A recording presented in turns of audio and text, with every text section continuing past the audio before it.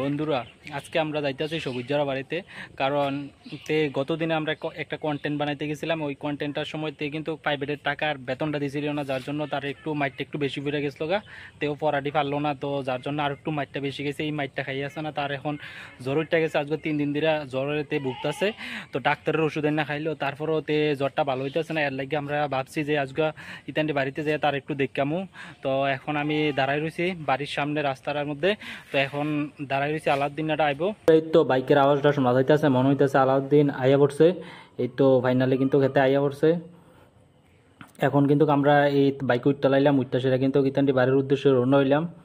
দেখেন আমরা যাইতে আছি, রাস্তাঘাটটা পরিবেশটা কিন্তু খুব সুন্দর, মেঘ আইছে। ইতান্ডি বাড়ির সামনে গেলাম, যাইয়া দিয়ে পরিবেশটা খুব সুন্দর হয়ে রয়েছে। মনটা করলো ভিডিওটা করে লাই একটা শ্যুট করতাম, তো তেকো সময় বেশি হয়ে গেছে। এরপরেও আমি একটা হালকা করে একটা ভিডিও করে লাইলাম।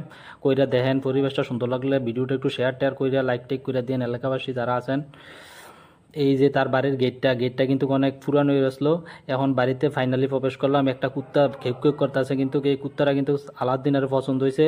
মনে হইতেছে পারলে অফার দিল হইলে। এখন দেখতেছি আবার তার বাড়ির ভিতরে ঢুকে লাও লাগছে কুত্তার ভয়ে। ঢুকে দিতে মুখটা বন্ধ করে নিজের ফাইল কি দাদানি করতেছে। আলাউদ্দিন আইলো, আইয়া সেরকম কি তারে তোর কি দিয়েছে, মুখটা কি নষ্ট হয়ে গেল নি, দেয়াস নামডারে কি সমস্যা খুললা ডাক্তার লই আইছি। এই তো আমি ওষুধ টষুধ তার লাগে আবার নতুন করে লই আইলাম। ডাক্তারের ওষুধজন ভালো হয় না, আমি এনে ফাইনালি অ্যান্টিবায়োটিক আর জ্বরের পরে দিয়ে দিলাম। তো একটা আইস দিলে ওষুধ দীক্ষা আইসটা দিয়া তার লগে বইলাম, কথা টথা কইলাম। তার চেহারাটা নষ্ট হয়েছে, একটা সেলফি তুললাম, তুইলা দেই ফট করে উত্তা লইলো। ওষুধ খাইলো না, খায় আমরা রাতকা মোবাইল লইকে আতো লইলো, আতো লইয়া কিতা জানি টিপলো। এরপরে আমরা আই বললাম।